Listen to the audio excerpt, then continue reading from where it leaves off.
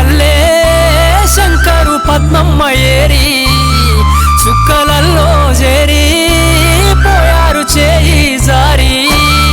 మమ్ము విడిచి వెళ్ళారు